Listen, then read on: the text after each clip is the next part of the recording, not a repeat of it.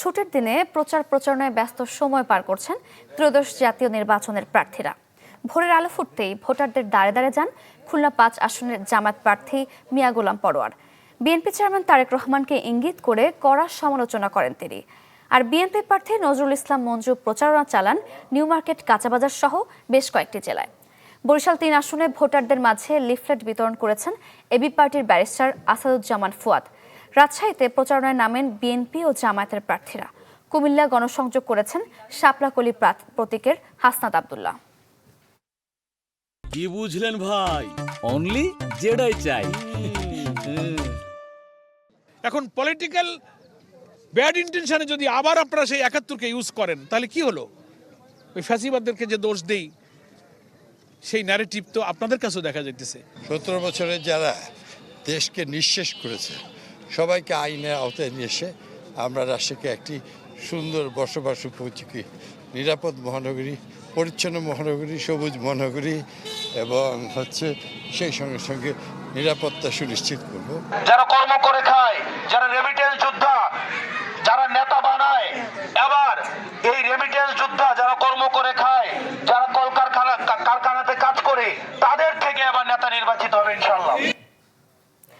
ছুটির দিনে প্রচার প্রচারণা চলছে এবং ঠাকুরগাঁওয়ে নিজ আসনে প্রচারণা চালাচ্ছেন বিএনপি মহাসচিব মির্জা ফখরুল ইসলাম আলমগীর। আমরা সেই খবর জানবো। এবারে আমাদের সঙ্গে যুক্ত হচ্ছেন সহকর্মী ফাতেমা দুৎসকরা।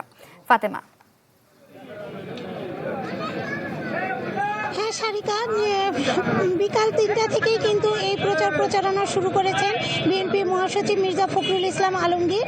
আজ তার মোট 5টি জনসভা রয়েছে এবং পথসভা রয়েছে। আমি যদি আপনাদেরকে একটু দেখাই যে এখন পর্যন্ত 2টি পথসভা উনি শেষ করেছেন।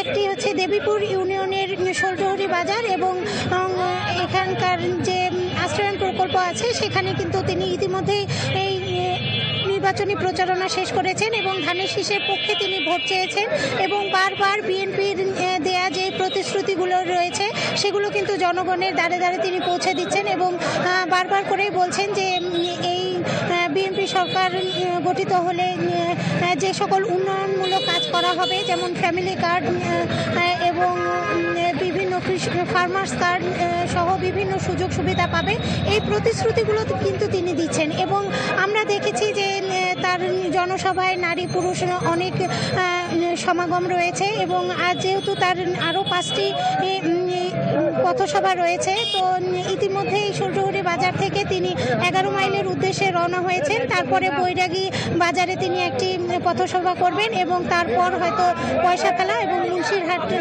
পথসভায় তিনি অংশগ্রহণ করবেন।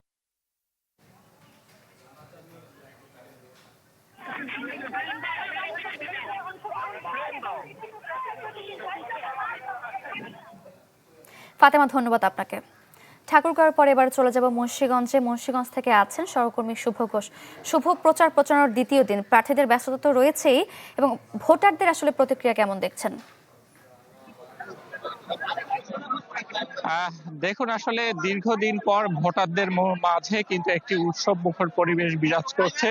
আমরা দেখছি যে মুন্সিগঞ্জ 1 আসনে অর্থাৎ সিরাজদিখান শ্রীনগর উপজেলা নিয়ে গঠিত যে মুন্সিগঞ্জ 1 আসন, সেই 1 আসনে কিন্তু নির্বাচনী প্রচার প্রচারণা গতকাল থেকে শুরু হয়েছে এবং এই আসনের যারা প্রার্থী আছেন তারা কিন্তু ভোটারদের দ্বারে দ্বারে যাচ্ছেন, ভোট চাচ্ছেন এবং তাদের নির্বাচনী যে ইস্তেহার, সেই ইস্তেহার অনুযায়ী তারা কিন্তু বিভিন্ন প্রতিশ্রুতি দিচ্ছেন। এবং এখানে আমরা এবার নির্বাচনে যারা অংশগ্রহণ করেছে সেসব প্রার্থীদের সাথে কিন্তু আমরা কথা বলেছি। তারা বলছেন তারা যে ইস্তেহার কিংবা প্রতিশ্রুতি ভোটারদেরকে দিয়েছেন সেটি বাস্তবায়নে যারা নির্বাচিত হবেন তারা কাজ করবেন। তবে সাধারণ ভোটারদের প্রত্যাশা এই অঞ্চলে দীর্ঘদিনের যে সংকট সমস্যা রয়েছে সেটি সমাধানের জন্য এবার আসলে একজন জনবান্ধব জনপ্রতিনিধি আসলে নির্বাচিত হবেন, সেটি কিন্তু আসলে তারা বলছেন।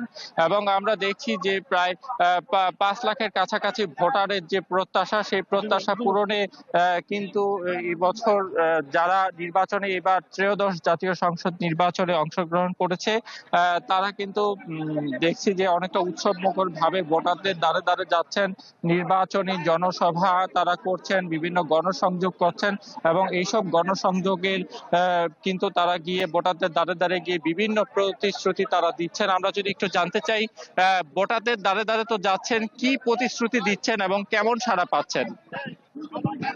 ধন্যবাদ।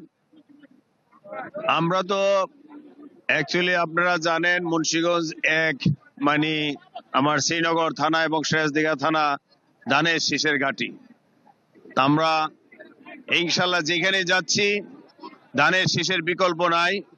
সবাই বলে আমরা 20 বছর ভোট দিতে পারি নাই, অবশ্যই আমরা অপেক্ষায় আসি। দর্শক, দেশের বিভিন্ন জায়গা থেকে প্রার্থীদের প্রচার প্রচারণার খবর জানাতে যুক্ত হয়েছিলেন আমাদের সহকর্মীরা।